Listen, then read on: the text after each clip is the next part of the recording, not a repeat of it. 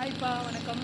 இன்றைக்கி வந்து பப்பாளி மரத்தில் இருந்து ஹார்வெஸ்ட் பண்ணியிருக்கோம். அதை பார்க்கலாம். நம்ம வீட்டு பப்பாளி மரத்தை ஃபஸ்ட்டு பாருங்கள், எவ்வளோ ஹைட்டாக இருக்குது அப்படிங்கிறத. நல்ல ஒரு ஹைட்டாக இருக்கும். அதில் இன்னும் கொஞ்சம் காய்கள் இருக்குது. நிறைய பறிச்சிருக்கிறோம் முன்னாடி.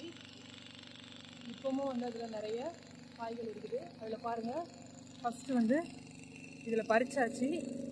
இந்த பழத்தை பாருங்கள். இன்றைக்கி ஒரு 3 பழம் வந்து ஹார்வெஸ்ட் பண்ணியிருக்கோம். இது ஒரு குட்டியாக நம்ம வந்து உரம் போடாமல் போட்டனால பழமே வந்து ரொம்பவே டேஸ்ட்டாக இருக்கும். நல்ல ஒரு ஆர்கானிக் இயற்கையாக வந்து இது பண்ணியிருக்கோம். அதில் இருக்கிற அந்த பறிச்சதில் வந்த ஒரு இது பாருங்கள், இதுவுமே நல்ல ஒரு பழமாகவே இருக்குது.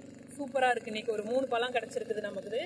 டேஸ்ட் வைஸ்மே இது ரொம்பவே சூப்பராக இருக்கும். ஏன்னா எந்த ஒரு பூச்சி மருந்துமே வந்து கெமிக்கல் இதில் கிடையாது. கெமிக்கல் ஃப்ரீ, எல்லாமே வந்து ஆர்கானிக்காக போட்டிருக்கோம். நம்ம இதுலேயே பார்த்தீங்கன்னா தெரியும் உங்களுக்கு. இங்கே வந்து இலைத்தலைகள்லாம் வந்து அப்படியே வந்து நம்ம மண்ணில் இது பண்ணி திரும்ப தண்ணி விடும்போது அது அப்படியே வந்து மக்கிரும், நல்ல உரமாக இருக்கும்.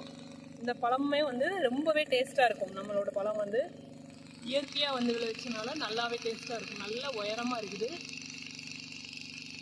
பறிக்கிறதுக்கு கொஞ்சம் சிரமமாக தான் இருக்கும். ஒரு கோக்காளி போட்டு வந்து ஏறி அதில் வந்து பறிச்சிருவோம். ஏன்னா நல்ல பழமாக வந்து பறித்தோம் அப்படின்னா டேமேஜ் ஆகிடும். கொஞ்சம் இந்த மாதிரி ஸ்டேஜில் இருக்கும்போது பறிக்கும்போது இது கீழே விழ தான் செஞ்சது. கீழே விழுந்தானுமே வந்து பெருசாக வந்து பாதிக்கலை.